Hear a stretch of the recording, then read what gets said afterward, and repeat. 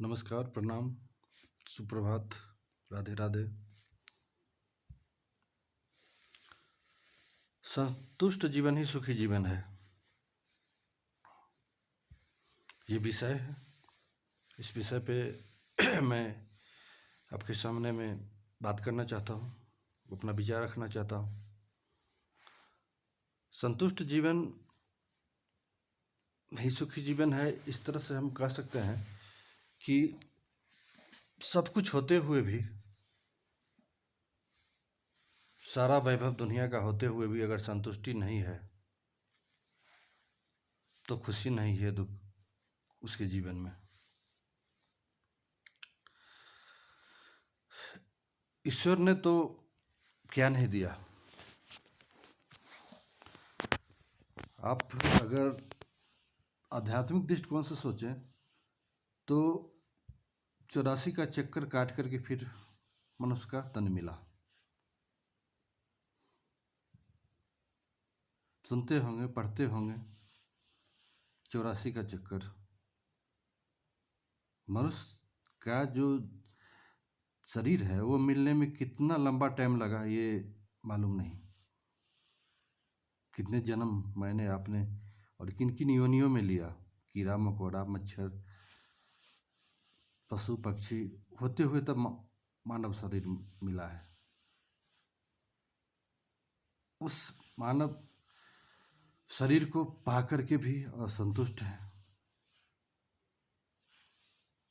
मानव शरीर पाने के बाद भी सारा वैभव है, फिर भी असंतुष्ट है। तो खुशी खुशी मिल नहीं सकता है और इनको कोई खुश कर भी नहीं सकता है। ये लोग जो इस तरह के जिनका स्वभाव है वो कभी खुश हो भी नहीं सकते। सुख और दुख जो है, या खुशी और दुखी जो भी, ये सब तो हमारे मन के अंदर की उपज है ना।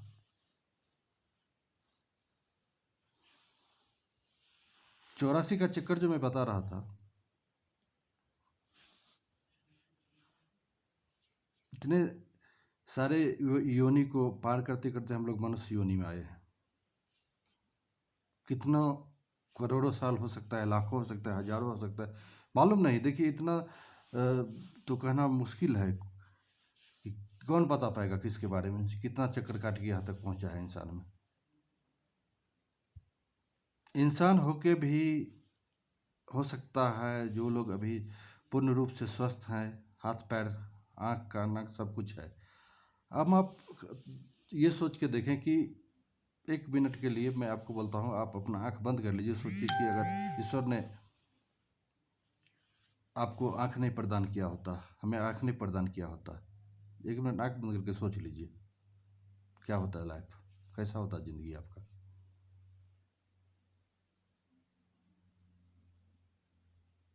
देखा आपने सोच के कैसा व्याकुलता है। तो एक आँख नहीं होने से इतना व्याकुलता है। किसी के पास हाथ नहीं है, किसी के पास पैर नहीं है, कोई सुन नहीं सकता है, कोई बोल नहीं सकता है। मतलब इंसान का देखिए, उतना 84 का चक्कर पार करने के बाद उसको इंसान का शरीर तो मिला, लेकिन शरीर में भी कमी है, फिर भी वो खुश है अपने आप। देखिए ना, बहुत सारे लोग के पास आँख नहीं, ब्लाइंड है, पैर नहीं है, तो फिर भी खुश है अपने वो जीवन में। तो जब भी आपको ये लगता है कि आपके पास बहुत कमी है, बहुत समस्या है, आप तुलना उनसे कीजिए ना।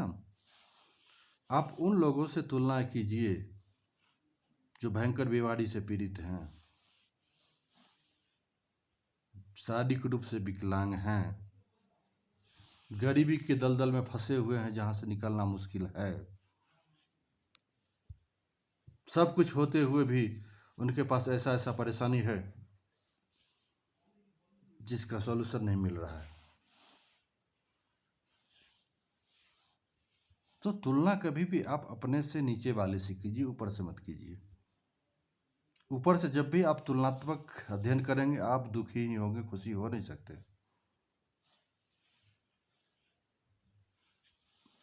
ईश्वर ने इतना सारा चीज दिया है हम लोगों को, मानव तन दिया ईश्वर को जानने के लिए, हमारे पास वो दिमाग बुद्धि दिया है, और फिर भी हम असंतुष्ट हैं अपने जीवन में। तो ये हम में कमी है, ईश्वर ने तो हमें कोई कमी नहीं किया। हमने जैसा कर्म किया उसे हमारा जीवन मिला है।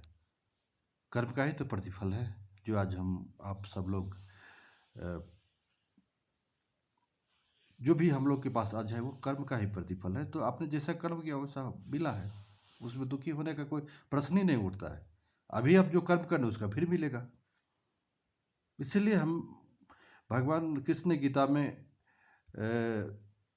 कर्म पे जोर दिया है, भाग्य पे नहीं, किस्मत पे नहीं। हम सभी को कर्मवादी होना चाहिए, कर्म के ऊपर विशेष ध्यान देना चाहिए, और अपने जिंदगी में हर पल संतुष्ट रहिए, और ऊपर वाले का हर पल शुक्रिया अदा कीजिए कि अगला सांस आपके पास है। क्या पता अगला सांस किसका कब रुक जाए। तो संतुष्ट जीवन ही सुखी जीवन है, खुशी जीवन है। संतुष्ट रहिए, खुश रहिए, आनंद रहिए, और क्या चाहिए, मस्त रहिए अपने आप में। यही तो सबसे बड़ा दौलत है। किस दौलत के पीछे हम लोग भाग रहे हैं? वो दौलत तो क्षणिक है।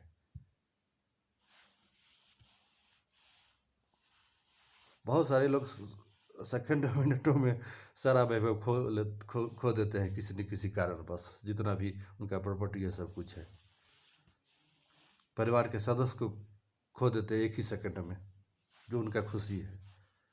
तो संतुष्ट रहिए ना, ये सब तो चलते रहेगा, जिंदगी है तो ये सब चलेगा।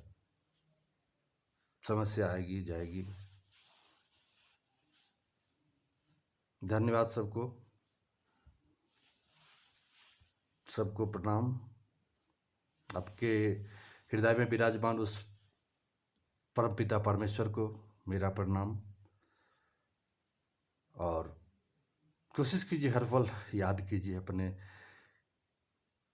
काम के द्वारा, जो भी आप काम करते हैं उसमें उनका नाम शामिल होना चाहिए।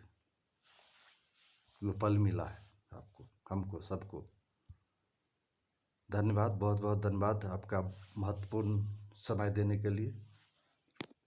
Thank you.